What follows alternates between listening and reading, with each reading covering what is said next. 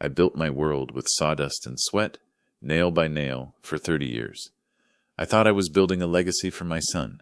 Instead, I built the stage for my own execution. When he stood in front of everyone, erasing my name from the company I founded, I realized the truth. I hadn't raised a successor. I had nurtured a viper, and that viper was ready to strike, starting with the house where his mother lay fighting for her life. My name is Thomas Walker. I'm a builder. I understand foundations. I know the importance of the things you can't see. Things like trust, loyalty, integrity.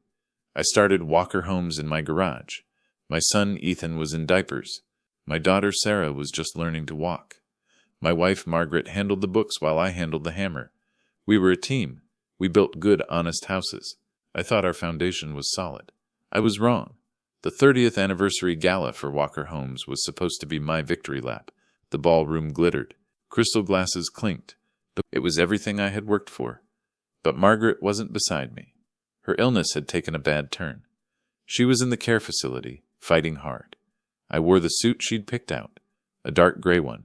She said it made me look distinguished. I felt anything but distinguished. I felt alone, and a little afraid. I saw Ethan across the room. He was the CEO now. I had retired 6 months ago, handing him the keys. It was his time to shine. He looked sharp, tailored tuxedo. His wife, Olivia, clung to his arm. She was draped in diamonds. She always looked expensive, cold, but expensive. They moved through the crowd like royalty. I felt a swell of pride, but also a strange distance, a chill I couldn't explain. Something felt off, like walking onto a job site where the framing wasn't square. The lights dimmed. Ethan took the stage. The spotlight hit him. He looked confident, polished. 30 years, he began. His voice was smooth, practiced. 30 years of innovation.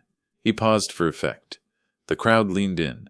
I waited for the familiar story, the story of the garage, the story of me and Margaret. I kept waiting. When I took the helm, Ethan continued, Walker Homes was just a local name, a neighborhood builder. He said it like it was something dirty. Now we are a regional powerhouse. We are the name in luxury development. A neighborhood builder. My stomach tightened. We were the most respected firm in the state. He was rewriting history. My history. But that wasn't the worst part. Ethan talked for 10 minutes. It felt like an hour. He talked about modernization, streamlining, building a brand. Then he turned to Olivia. He brought her center stage. And I must thank my wife, he said, his voice softening. Olivia is the visionary heart of this company. My partner in everything. The future is ours. They kissed. The crowd applauded wildly. He never once mentioned my name. Not once. It was as if the first 29 years didn't exist. The years I broke my back. The years I missed dinners to secure loans. The years I risked everything. They were gone, erased. I stood near the back. The champagne tasted like ash. The applause was deafening, but the silence from my son was louder. Sarah found me.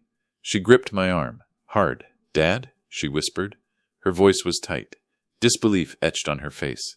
She was biting her lower lip, a habit she'd had since she was a child. Did he forget? I looked at the stage. Ethan and Olivia were basking in the applause. No, sweetie, I said, my voice hollow. He didn't forget. This wasn't an oversight. This was a statement, a public execution of my legacy, and I knew, deep down, the execution had only just begun. The music swelled again. The party resumed, but the celebration felt like a funeral. I needed answers. I needed to look my son in the eye. I found him near the bar. He was talking to James O'Leary, a major investor. New money, aggressive. O'Leary was known for hostile takeovers and cutting corners. I never trusted him. Ethan was alone for a moment. I walked up to him. He didn't see me at first. He was swirling whiskey in a crystal glass, watching the ice melt. A new habit. A performance of sophistication. Ethan, I said. My voice was low. Steady. He turned slowly. Your speech, I continued. You forgot something. You didn't apologize. You didn't look embarrassed. You didn't look embarrassed. You just stared at me, coldly. Did I? Dad? He adjusted his expensive cufflinks. A nervous tick I recognized. He always did that when he was hiding something. I thought it was comprehensive. Comprehensive? The word stung. You forgot where you came from, Ethan. You forgot who built the foundation you're standing on. He took a sip of his whiskey. The look in his eyes wasn't the look of a son. It was the look of a landlord dealing with a troublesome tenant. Let's be clear, Thomas. Thomas, he used my first name, for the first time in his life. It felt like a slap. You build houses, Thomas, he said, his voice dismissive. Small houses, simple houses. I'm building an empire. He leaned closer. Your ways, they're obsolete. Obsolete. The word echoed in the large hall. My voice trembled slightly. I fought to keep it steady. Obsolete? I handed you a debt-free, successful business. A legacy. And I am grateful, he said, the words empty. He was already looking over my shoulder. But Walker Homes is mine now. The future doesn't have room for sentimentality. He turned to walk away. Enjoy the party, Thomas. It's expensive. He left me standing alone, a ghost at my own feast. My throat burned. I swallowed hard. I wasn't going to let him see me break. Not here. Not now. I left the gala without saying goodbye.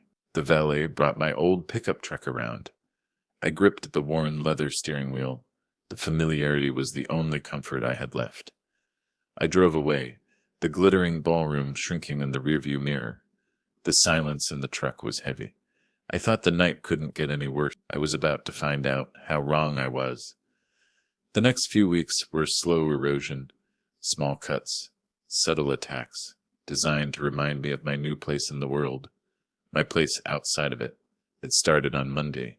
I went into the office, just like I always did. It was my routine.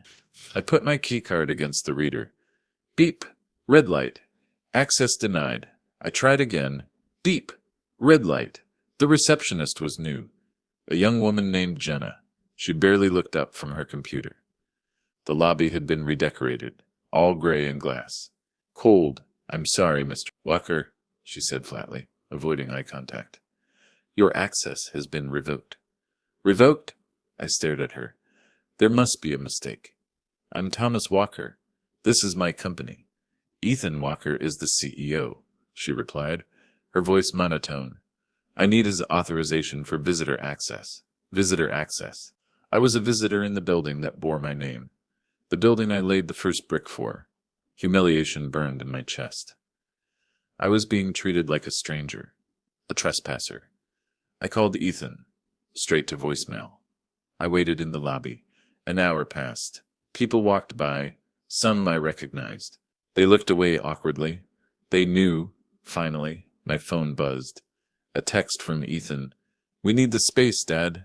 The office is for active employees only. I'll have your personal items boxed up. Boxed up. Like I was already dead. I left the office and drove to the new development site, the Hillcrest project.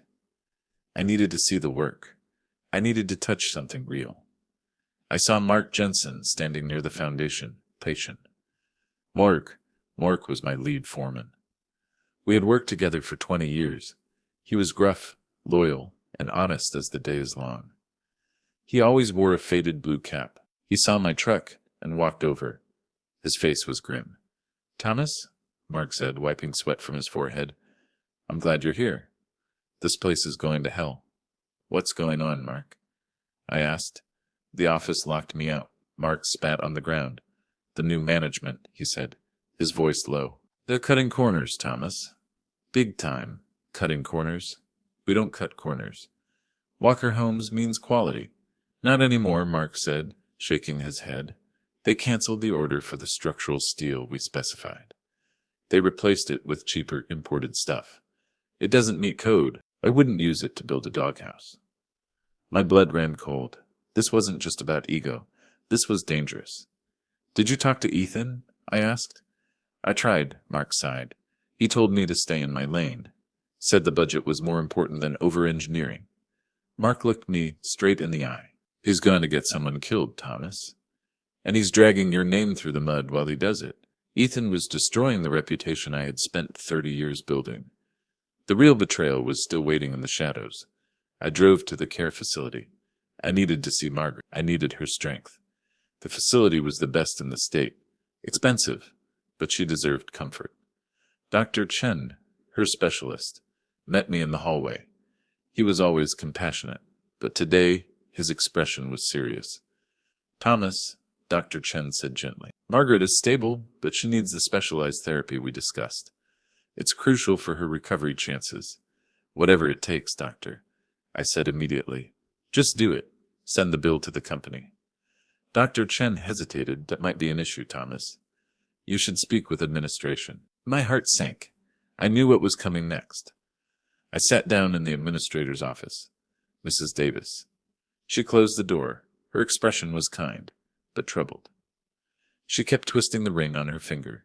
Mr. Walker, I'm afraid there's an issue with the payment for Margaret's care, she said. The automatic payment from the Walker Homes account was declined. I stared at her. Declined? That's impossible. There's always money in that account. It's specifically earmarked for her. I understand, as Mrs. Davis said softly, but the bank cited insufficient funds. The account is empty. Insufficient funds. The words hit me like a punch to the gut. We need payment by the end of the week, she continued, avoiding my eyes, or we'll have to suspend the specialized treatments Dr. Chen ordered. Ethan hadn't just erased my legacy. He was threatening Margaret's life. My ears rang. For a second I forgot how to breathe. The betrayal was deeper, colder, and more cruel than I imagined. I drove straight to Ethan's house. The massive, modern monstrosity, glass and steel. Cold and empty. The brand-new, bright red sports car sat in the driveway. Expensive, flashy, obscene. My anger turned into a cold, hard rage. I didn't knock. I walked right in. I found him in his study. He was on the phone, laughing. A bottle of expensive wine was open on the desk. Ethan, I roared. He jumped, startled. He quickly ended the call. Dad, what are you doing here? You can't just barge in. Margaret's payment bounced, I said, my voice shaking with fury. The account is empty. What did you do with the money? Ethan sighed, annoyed, like I was interrupting something important. Cash flow is tight right now, Dad, he said dismissively. He adjusted his cufflinks again. Lying, we're leveraging assets for the new downtown development. The Sky Tower project with O'Leary. It's complicated. You wouldn't understand. Complicated. I pointed towards the window, towards the new sports car. You have money for that, but not for your mother's care? Not for her treatments? That's different, he snapped. That's an investment in my image. The business comes first, Dad. The Sky Tower project is critical. It will secure our future. He looked at me with contempt. You always thought too small, he said coldly. That was your problem. My problem. My wife was fighting for her life, and I was the problem. She could die, Ethan, I whispered. The words tasted like acid. He didn't answer. He just stared out the window. The silence was colder than the glass. I walked out. I couldn't stand to look at him anymore. I couldn't breathe the same air. I thought that was the lowest blow. But the final strike was still coming. A few days later, Sarah called me. Her voice was frantic. I had never heard her sound so scared. Dad, you need to come over. Now. I rushed to her apartment. She was pacing the floor. Her laptop open on the coffee table. Her face was pale. She was biting her lip, trembling. What is it, Sarah? Is it Margaret? No, it's Ethan. I was looking through the company server, she said. She still had access. Ethan hadn't realized how smart she was. I found the agenda for the next board meeting. She turned the laptop towards me. I read the screen. Item number 4, liquidation of non-performing assets. And listed underneath it was an address. 440 Maple Drive. My address. My home. The home I built for Margaret. The home where we raised our children. The home where I promised Margaret she would return when she got better. It wasn't a business asset. It was mine. Or so I thought. The realization hit me when I signed the retirement papers. The papers Ethan's lawyers drew up. I trusted him. I didn't read the fine print. He hadn't just taken the company. He was taking everything. He was tearing down the last piece of the world I had built. He was making us homeless. And he was doing it with a smile. The betrayal was complete. The silence in the car was heavy as I drove back to the office. This time, I didn't bother with the receptionist. I pushed her and walked straight to the executive suite. The door was slightly open. I heard laughter. I walked in. Ethan, Olivia, and James O'Leary were all there, celebrating. Champagne and crystal flutes. The blueprints for the Sky Tower project were spread across the large oak desk. The desk I had built with my own hands. Ethan, I said. My voice was dangerously quiet. They all looked up, surprised. Olivia's smile faded, replaced by cold disdain. O'Leary just watched, amused. What are you doing here, Thomas? Ethan demanded. I told you, you don't have access. You're trespassing. You're selling my house, I said, ignoring his question. I pointed to the agenda on the desk. You're selling the home where your mother is supposed to return. O'Leary chuckled. Tough break, old man, he said, taking a sip of champagne. But business is business. Atlanta's prime real estate. Olivia stood up. She smoothed her designer dress. Her eyes were like ice. Let's be realistic, Thomas, she said, her voice overly sweet. Condescending. Margaret isn't coming home. We all know that. And that house, it's outdated. A teardown. We need the capital for the Sky Tower. A teardown. My life. My memories, reduced to rubble. Valuable. My voice rose. That's my home. That's your mother's home. I turned to Ethan. How could you do this? After everything I've given you. Ethan walked around the desk. He stood in front of me. Given us? He sneered. The mask was off. The cruelty was laid bare. Let's talk about what you've given us, Thomas. He spat my name out like venom. You gave us a small-time construction company with a mediocre reputation, he shouted. I had to drag it into the 21st century.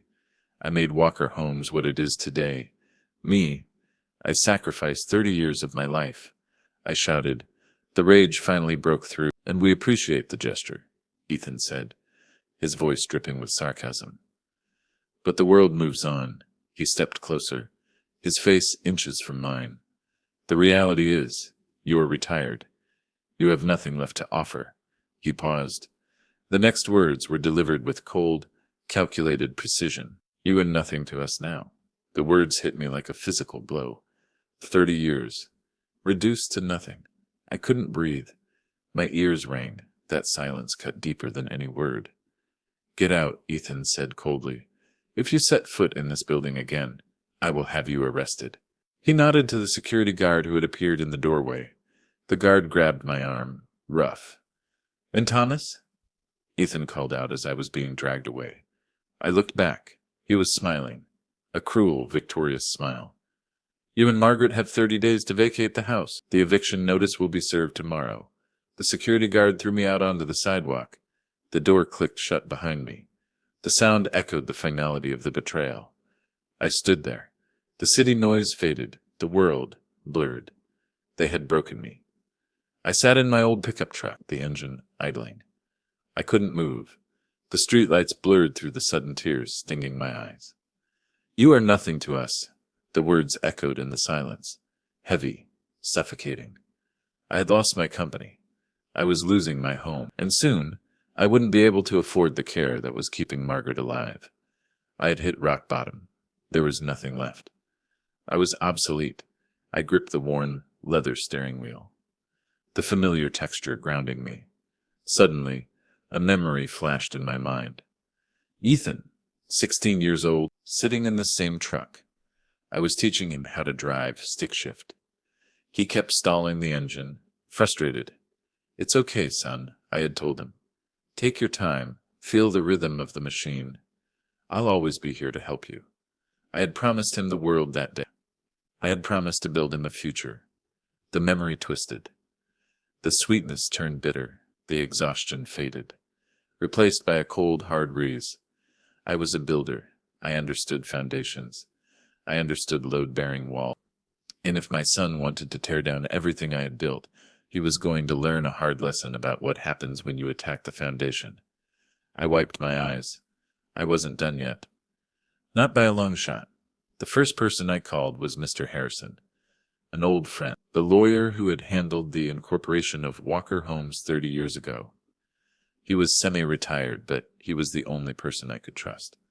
He agreed to meet me early the next morning.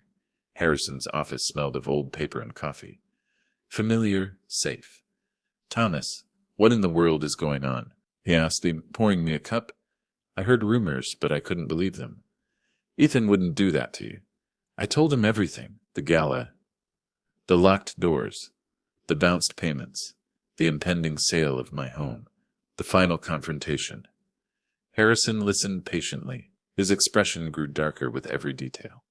He cleaned his glasses repeatedly, a sign he was deeply troubled. "When you retired, Thomas," he asked, his voice grave, "what exactly did you sign?" "The standard transfer documents," I said. "Ethan's lawyers drew them up. They said it was for tax purposes. A smooth transition." I paused. The shame washed over me. I trusted him. Harrison. He's my son. My voice cracked on the word son. "Let me see them." I had brought copies. Sarah had retrieved them from the server. Harrison spread the documents out on his desk. He adjusted his glasses. He read in silence. A long time. The ticking of the grandfather clock in the corner seemed to grow louder. Louder. Finally, he sighed. He looked up. His eyes were filled with pity. "Thomas," he said gently, "this isn't a standard transfer." I already knew what he was going to say, but hearing it out loud made it real. "This is a complete asset acquisition." Harrison continued. "He didn't just take over the company. He took everything. Your personal accounts, the house, it's all listed here, under the umbrella of Walker Homes assets. The deeper betrayal. It wasn't just ambition.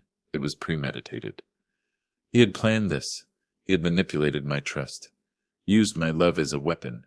He tricked me," I whispered, the realization hitting me with full force. He knew exactly what he was doing while I was worried about Margaret. "Lays." He always smiled when he lied. "It's airtight," Thomas Harrison said sadly. "They covered all the bases. The lawyers he hired are sharks. If we try to fight this, it will take years, and frankly, based on these documents, we would likely lose." Ethan had won. He had taken everything, left me with nothing. Harrison wasn't done, though. He made a call. "We need to understand the scope of this," he said. "If he's liquidating your assets, there might be a reason beyond greed. I'm calling in a specialist." He called Eleanor Vance, a forensic accountant. Eleanor arrived an hour later, sharp, no nonsense, with eyes that missed nothing. She wore a severe black suit and carried a laptop like a weapon. "Show me the books," she said, opening her laptop. "No pleasantries, all business." Sarah provided the access codes. Eleanor worked quickly. Her fingers flew across the keyboard. After 2 hours, she looked up. Her expression was grim. "Mr. Walker," she said, her voice flat, "your son's company is a house of cards." "What do you mean?" I asked. "He's leveraged the company to the hilt," she explained, turning the screen towards me. "The Sky Tower project, with O'Leary, the luxury expansions.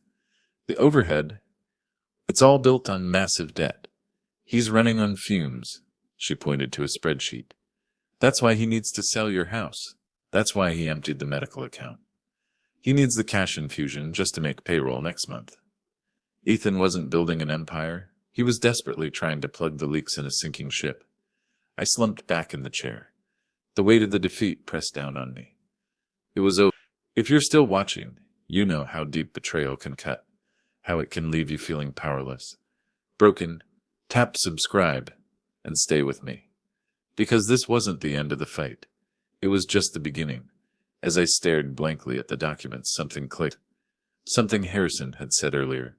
The incorporation of Walker Homes. 30 years ago. A faint memory stirred. A dusty archive.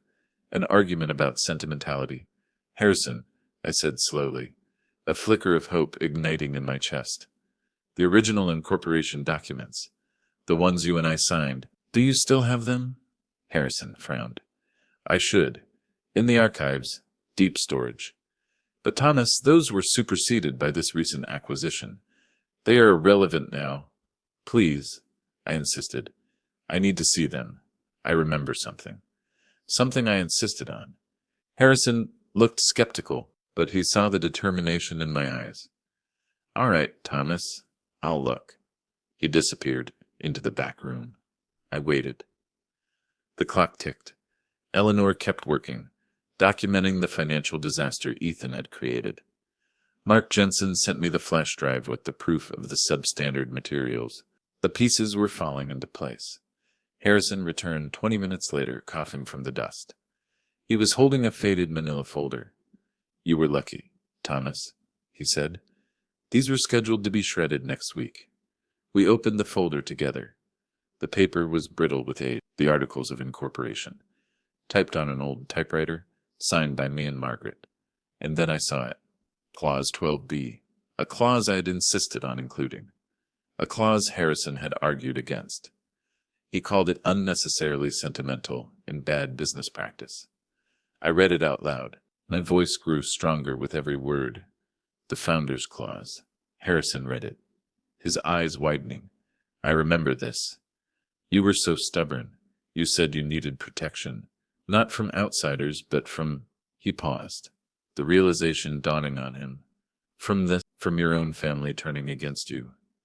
It was a poison pill, a safety net I had woven into the very fabric of the company, a forgotten failsafe. The clause stated clearly, if the founder me was ever forcibly removed from the company, or his primary residence against his will by a family member, inheriting the business, full control and ownership of Walker Homes and all its assets would immediately revert to the founder. "Is it still valid?" I asked, barely daring to breathe. Harrison checked the recent documents again, comparing them to the original bylaws. "They transferred the assets," he murmured, tracing the lines with his finger, "but they never formally dissolved the original corporation. They just changed the ownership structure. They didn't see this clause. They were sloppy." He looked up at me, a slow smile spreading across his face. "Thomas," he said, his voice filled with newfound respect. "This clause, it's still part of the company's bylaws. It's valid." Ethan's high-priced lawyers missed it. The hunter had become the hunted. The next few weeks were a whirlwind of preparation. Quiet preparation. We had to lay the trap carefully. Harrison worked on the legal strategy. Eleanor prepared the financial bombshell. I coordinated with Mark Jensen. Ethan, believing he had already won, grew bolder. Arrogant, he filed the formal eviction lawsuit against me and Margaret. It was a public humiliation designed to break my spirit completely. But I didn't break. I was calm. I was focused. I was waiting for the perfect moment to strike. The day of the hearing arrived. The courtroom was packed. Media, investors, curious onlookers. Ethan had turned my downfall into a spectacle. Ethan and Olivia sat at the plaintiff's table, surrounded by their lawyers. They looked smug, confident. O'Leary sat in the front row, looking equally pleased. I sat alone with Harrison at the defense table. Sarah sat in the gallery, her eyes fixed on me, offering silent support. Ethan's lawyer stood up, a shark in an expensive suit. He painted a picture of me as a disgruntled old man, bitter about his retirement, refusing to let go of the past. Obsolete. He presented the asset transfer documents, signed by me, proving Ethan's ownership of the house and the company. Evidence was damning. The trap was set. "Your Honor," the lawyer concluded, his voice dripping with false sympathy. "Mr. Ethan Walker has shown incredible patience with his father, but the law is clear. The property belongs to Walker Homes, and Thomas Walker is trespassing. We ask for immediate eviction." He sat down, looking pleased with himself. Judge Miller, a stern-looking woman with sharp eyes, turned to me. "Mr. Walker," she said, "do you have anything to say in your defense?" I stood up. The courtroom fell silent. All eyes were on me. I looked at Ethan. He was already celebrating. "Yes, Your Honor," I said. My voice was clear, steady. I had something to show the court. I reached into my briefcase. I pulled out the faded manila folder. I walked towards the bench. A small smile played on my lips. "Objection!" Ethan's lawyer shouted, jumping to his feet. "The defense has already submitted all relevant documents. This is a stunt." "This is relevant," I said calmly, handing the folder to the judge. "It's the original articles of incorporation for Walker Homes." Ethan laughed out loud, a loud, mocking laugh. Your Honor, those documents are 30 years old, he scoffed. They have no bearing on the current ownership. My father is desperate. Judge Miller ignored him. She opened the folder. She began to read.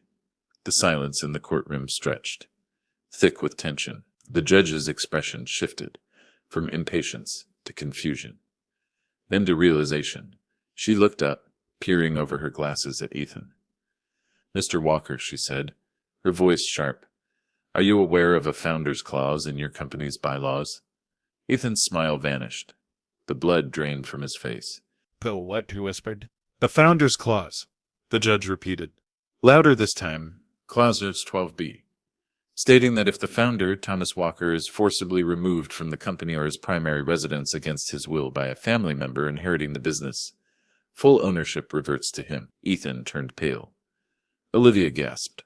Her hand flew to her mouth. O'Leary suddenly looked very nervous. That's impossible, Ethan shouted, jumping to his feet. I own the company. He signed the transfer documents. Check the documents. The transfer documents are indeed signed, Judge Miller said sternly, but they transferred ownership of a corporation that had this clause embedded in its bylaws. You inherited the company with this condition attached.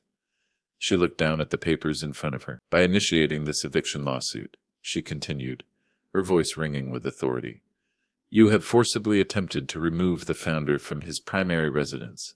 You have triggered the clause. Ethan stared at me, his eyes wide with disbelief. Horror, the realization of what he had done, what he had lost, crashed down on him. He had built his empire on a foundation that contained a self-destruct button, and he had just pushed it. No, he screamed, lunging towards the bench. No, this is a trick. He can't do this. It's mine. I built this. Security guards restrained him. He fought against them, wild-eyed, desperate. Olivia sat frozen, her face a mask of shock, her carefully constructed world collapsing around her. Order! Judge Miller banged her gavel. The sound echoed like a cannon shot. Order in the court. The clause is clear and legally binding, the judge announced. The eviction lawsuit is dismissed. And as of this moment, according to the bylaws of the corporation, Thomas Walker is the sole owner of Walker Homes and all its assets. The courtroom erupted. Reporters rushed for the doors. I stood there, watching as my son, the architect of his own destruction, was dragged away. Still screaming, the aftermath of the verdict was swift and brutal. The news spread like wildfire. Ethan and Olivia, once the golden couple, were now pariahs. But the fallout was just beginning. Eleanor Vance released her findings about the company's massive debt. The house of cards collapsed. The next day, I presented the evidence from Mark Jensen to the authorities. The substandard materials, the falsified reports, the emails between Ethan and O'Leary. The Sky Tower project was shut down immediately. The investigation began. O'Leary was arrested for fraud. The banks descended.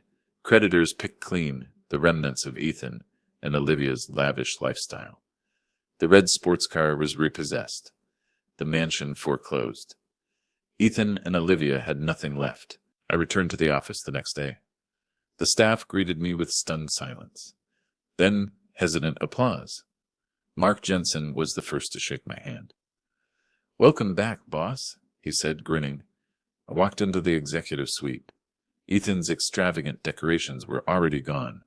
The oak desk I had built stood empty, waiting for me. I sat down. The familiar leather chair creaked under my weight. I looked out the window at the city skyline. My city. I felt no joy, no triumph, just a profound sadness, a heavy weight of what my son had become. I had won the battle, but I had lost my son. My first act as CEO was to divert funds to Margaret's care, ensuring she had the best treatment available. I visited her that afternoon. She was weak, but her eyes were clear. You did it, Thomas, she whispered, squeezing my hand. We did it, Margaret, I said, kissing her forehead. We're safe now. We're going home. In the months that followed, I slowly rebuilt the company, restoring its focus on quality, integrity. I hired Eleanor Vance as the new CFO to clean up the financial mess. I promoted Mark Jensen to head of construction. I tore up Ethan's plans for the luxury developments. I focused instead on affordable housing, building homes for families who needed them, homes with strong foundations. Sarah stepped up, taking over the management role Ethan had abused. She had her mother's head for business and her father's heart for the craft. The company was in good hands. Ethan and Olivia disappeared. I heard rumors they had moved to another state. Burdened by debt, shame, and impending legal battles, I never heard from them again. Sometimes, late at night, I think about the boy I taught to drive stick shift, the boy who became a viper, and I wonder if I could have done something differently. But some cracks are too deep to repair. Some foundations are too flawed. One evening, a year later, Margaret was home. She was sitting in the garden we built together. She was frail, but she was healing. I stood in my workshop. The smell of sawdust filled the air. Comforting, familiar. I picked up a piece of rough-sawn oak, feeling the grain under my fingertips. I had spent my life building things, houses, a company, a family. Some structures stand the test of time. Others collapse under the weight of their own flaws. I was a builder, and I understood that sometimes you have to tear down what is broken to build something stronger in its place. My legacy wouldn't be defined by the son I lost, but by the values I restored, by the family I protected. I switched off the lights and walked into the garden to sit with Margaret. The foundation was solid, and that was enough. Thanks for watching. If this story resonated with you, please rate it in the comments. Don't forget to subscribe. Your support means everything, because your time matters.